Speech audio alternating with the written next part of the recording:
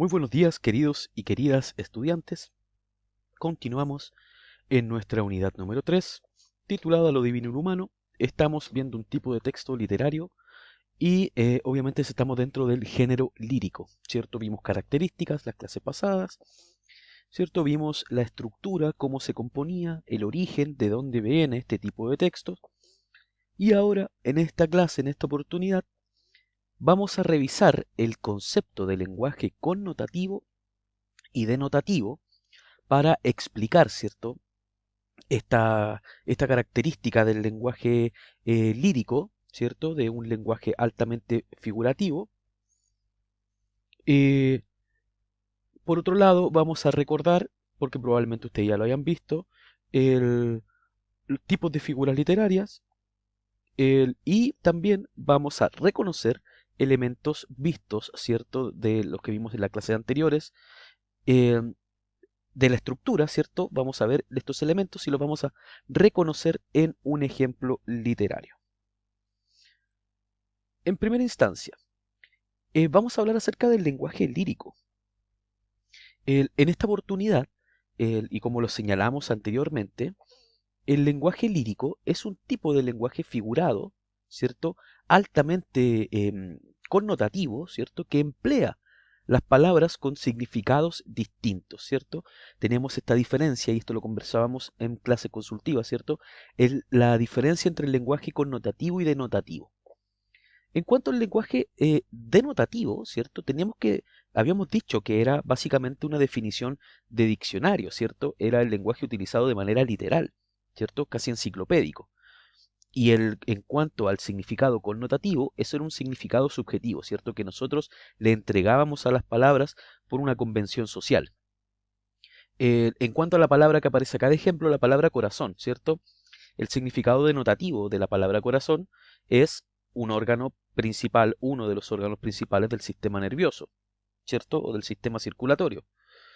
Y en cuanto a su significado connotativo, la palabra corazón obviamente representa amor, felicidad, ¿cierto?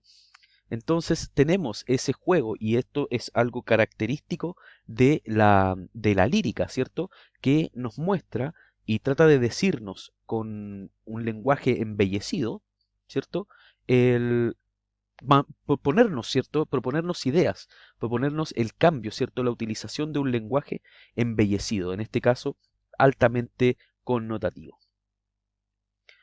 ¿Cómo nosotros llevamos digamos, en práctica, cómo ponemos en práctica este lenguaje connotativo? Que no solamente tiene que ver con digamos, el embellecer el mensaje, no solamente tiene que ver con cambiar, ¿cierto?, lo denotativo por lo connotativo. Tenemos muchas figuras retóricas, ¿cierto?, y estilísticas que nosotros denominamos figuras literarias, que nos van a servir para embellecer el mensaje. Y aquí vamos a ver una lista de las más comunes. Vamos a partir por la anáfora. La anáfora es una figura literaria que consiste en la repetición de una o varias palabras al comienzo de la frase o al comienzo del verso, ¿cierto? O al comienzo de varios versos consecutivos en un mismo periodo de discurso, ¿cierto? Por ejemplo, aquí en estos dos versos aparece comenzando con la misma palabra. Entonces, si se repite a lo largo de varios versos una palabra, estamos en presencia de una anáfora. El hipérbaton, otra figura literaria. El hipérbaton consiste en la alteración del orden gramatical de las palabras y de la hilación lógica de las ideas para resaltar la importancia de alguna palabra, o bien por tener necesidades de rima, ¿cierto? Por ejemplo, poner el verbo al final del verso como un recurso, digamos, de elegancia. En este caso tenemos un ejemplo acá que dice así: Inés, tus bellos ya me matan ojos, y al alma roban pensamientos mía. Desde aquel triste en que me vieron día, con tan crueles por tu causa enojos. Aquí tenemos un desorden, ¿cierto? Gramatical, las palabras están puestas en los lugares que no están acostumbradas, ¿cierto? No están en un orden, en una hilación normal de la oración. Por un lado, para darle la cualidad de rimar, ¿cierto? Y por otro lado, para embellecer el mensaje y darle cierto este recurso elegante y estilístico a nuestro texto, ¿vale? En otra oportunidad vamos a ordenar, ¿cierto? Estas oraciones, ¿cierto? Pero esa es la idea del hiperbatón, la figura literaria que desordena con el fin estilístico, desordena la oración. La personificación. Esto es muy característica también. Consiste en atribuir a las cosas o a los animales cualidades humanas. Y obviamente con el propósito, ¿cierto?, de aumentar la expresividad y obviamente conseguir esta plasticidad, ¿cierto?, conseguir esta armonía, conseguir digamos, este recurso estilístico, que nuestro mensaje se embellezca. Y aquí tenemos, por ejemplo, un fragmento unos versos de Nicanor Parra, ¿cierto? La sierra rechinaba cantando sus amores de acero. Obviamente aquí se le está atribuyendo una palabra, digamos, cantar, que es una cualidad particularmente humana, ¿cierto? A un objeto inanimado, ¿cierto? Rechinaba cantando, ¿cierto? Tenemos una cualidad humana o una cualidad que no es propia de la sierra, ¿cierto? Y se le está personificando. Y obviamente sus amores de acero, obviamente una sierra no puede amar a alguien, ¿cierto? Entonces se personifica, se humaniza de cierta forma. La antítesis tiene que ver con una contradicción, ¿cierto? Es el enfrentamiento de contenidos contrarios, ya sea por medio de oraciones o por medio de palabras aisladas. En este caso hay em, una contradicción en cuanto a los términos, ¿cierto? Esta palabra que aparece resaltada acá. Amor en mí se muestra todo fuego, y en las entrañas de mi luz es nieve, ¿cierto? Fuego no hay, que ella no torne nieve, ni nieve que no mude yo en mi fuego. ¿Cierto? Entonces existe esta dualidad entre el fuego y la nieve, ¿cierto? Son dos ideas contrarias que se contradicen de cierta forma. Entonces, ese juego hace notorio, ¿cierto? Hacen que se resalten mucho más estos conceptos, ¿cierto? Cuando lo contrastamos con lo diametralmente opuesto, hace que nuestra idea se resalte, ¿cierto? Y ese es el fin, digamos, de cierta forma, de ocupar la antítesis en nuestro poema. Otra figura más es la hipérbole, que esta también la conocemos y la vimos cuando estudiamos, digamos, los estereotipos en la unidad anterior. Es una visión exagerada, ¿cierto? En hacer una visión, proponer una ponderación o una visión de las cosas exageradas, ¿cierto? Desmesurada de alguien o algo. En este caso, el árbol era más alto que la montaña y obviamente un árbol más alto que una montaña es bastante difícil, pero que se hiperboliza, con el fin también de enfatizar, de darle digamos, énfasis a una idea. En este caso también, ese hombre tiene el corazón de piedra, ¿cierto? El, aquí hay una metáfora, ¿cierto? Pero que tiene relación con exagerar. Tengo los pies como hielo. Hay una comparación, pero también se está exagerando, ¿cierto? No es idéntico, sino que se está exagerando con alguien. O, por ejemplo, estoy muerto de hambre. También podría ser una hipérbole, una exageración. La comparación dice figura que consiste en relacionar dos ideas, dos objetos o un sujeto y una idea, ¿cierto? En virtud de una analogía entre ellos. Esta analogía siempre tiene que estar marcada por el nexo como, aquí como está destacado aquí. Tus cabellos son como oro fino, ¿vale? Entonces siempre que exista este nexo, esta palabra como, vamos a estar en presencia de una comparación. Ahora bien, la comparación siempre tiene que tener este nexo. Y cuando no existe ese nexo, estamos en presencia de una metáfora. La metáfora, ¿cierto? Dice, consiste en establecer identidad, ¿cierto? O sea, son términos idénticos, igualdad absoluta entre los elementos. La relación de identidad que se establece significa que el elemento puede ser reemplazado totalmente por otro, ¿cierto? Entonces, la metáfora siempre hay como base la comparación de la que no se menciona el conector comparativo como, a diferencia de la comparación, ¿cierto? En el cual tus cabellos son como oro fino, ¿cierto? Como es un nexo comparativo. En este caso, en la metáfora no se menciona este conector comparativo.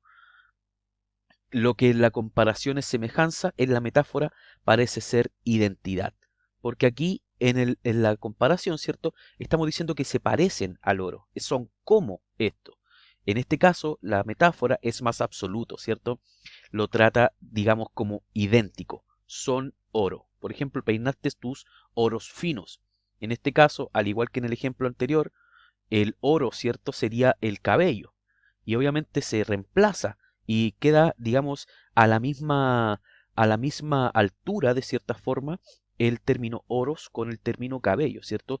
Al no tener este nexo comparativo. Dice, en la metáfora pura solo aparece en el término imaginario, ¿sí? El término real se omite, se oculta, y obviamente tenemos que adivinarlo. En este caso, las perlas de tu boca, el, el término imaginario, ¿cierto? Son perlas, ¿cierto? Esto es lo que nosotros proponemos, esta es la metáfora. Pero ¿a qué se refiere esta metáfora a un término real que serían los dientes, ¿cierto? Y esto no se dice nunca, sino que la idea es que lo descifre el lector. Dice su luna de pergamino, ¿cierto? Preciosa tocando bien.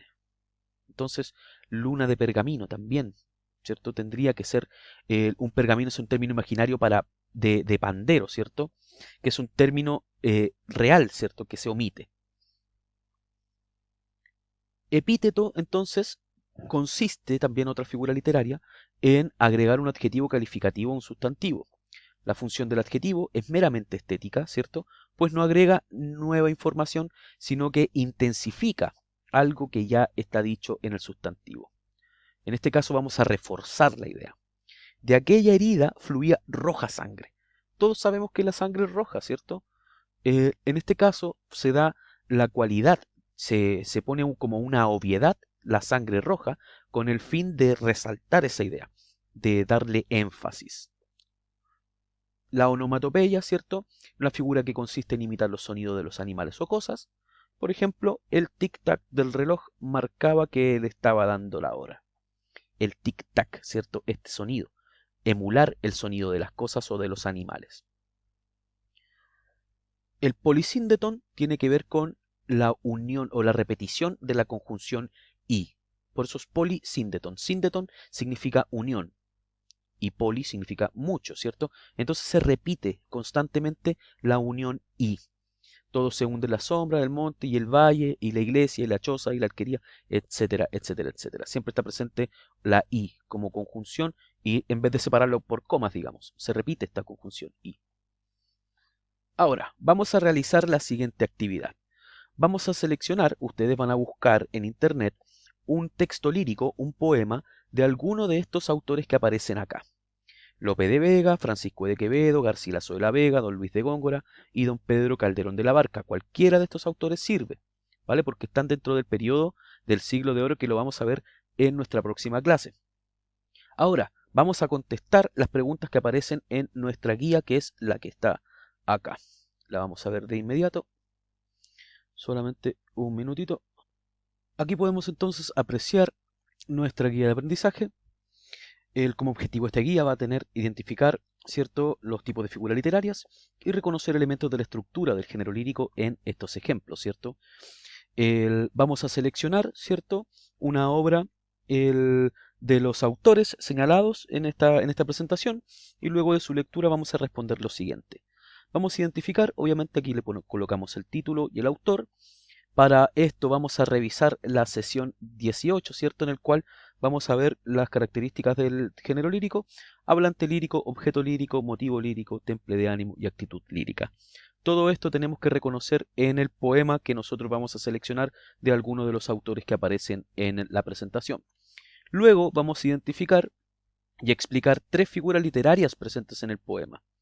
Vale, entonces aquí escribimos la figura y colocamos la explicación que nosotros le vamos a dar. En tercer lugar, vamos a escribir y explicar 5 ejemplos del uso del lenguaje connotativo y denotativo. Acá hay un ejemplo, colocamos la palabra, el uso denotativo y el uso connotativo. Y por último, vamos a hacer una breve investigación acerca del periodo literario conocido como Siglo de Oro Español. Vamos a destacar sus características, el origen y sus principales exponentes. Esta va a ser nuestra primera nota de la tercera que vamos a colocar en Syscall y se debe entregar el día viernes 13 de noviembre. Así que eso, quedan con ese trabajo, un abrazo muy grande y que estén muy bien.